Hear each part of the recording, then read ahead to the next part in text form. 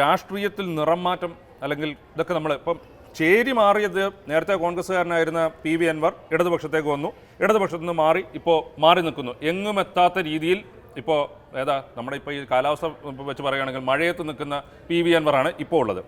പക്ഷേ ഇതിനിടയ്ക്ക് പറഞ്ഞ രാഷ്ട്രീയം നോക്കൂ. ആദ്യം അജിത് കുമാറിനെതിരെ, അത് കഴിഞ്ഞപ്പോൾ അജിത് കുമാറിൽ നിന്ന് മാറി അത് അല്ലല്ല P ശശിയും പിണറായി വിജയൻ മുഖ്യമന്ത്രി, പിണറായി വിജയനെ കുറിച്ച് ഏറ്റവും മോശം ഭാഷയിൽ ഒരു രാഷ്ട്രീയ നേതാവും പറയാത്ത രീതിയിൽ ഉള്ള കാര്യങ്ങൾ പറഞ്ഞു.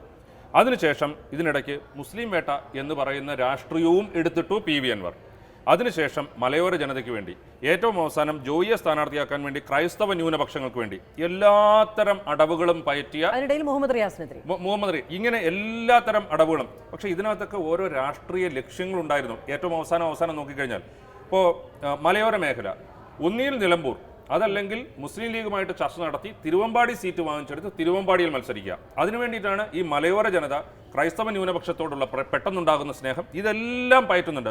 പക്ഷേ ഇതെല്ലാം പയറ്റിയിട്ടും ഈ എല്ലാ അമ്പുകളും എഴുതിയിട്ടും ഒരിടത്തും ലക്ഷ്യം കാണാതെ പോയ, അല്ലെങ്കിൽ ലക്ഷ്യം ഏത് എന്ന് അറിഞ്ഞ് അമ്പയ്യാൻ പോലും മറന്നു പോകുന്ന രാഷ്ട്രീയത്തിൽ ഇങ്ങനെ മണ്ടത്തരങ്ങളൊക്കെ ഒരു രാഷ്ട്രീയ നേതാവിന് പറ്റും. ഇപ്പോൾ UDF ആയിട്ട് നോക്കൂ, എന്തെങ്കിലും അവർക്ക് സഹായകമായ നിലപാടെടുക്കുകയോ അല്ലെങ്കിൽ അവർക്ക് വേണ്ടി നിൽക്കുകയോ ചെയ്തിരുന്നുവെങ്കിൽ നിയമസഭാ തെരഞ്ഞെടുപ്പ് വേണമെങ്കിൽ ഇതിനേക്കാൾ ആ സമയം വരുമ്പോൾ ഇതിനേക്കാൾ വലിയ ശക്തമായ രീതിയിൽ വേണമെങ്കിൽ സമ്മർദ്ദം ചെലുത്താം.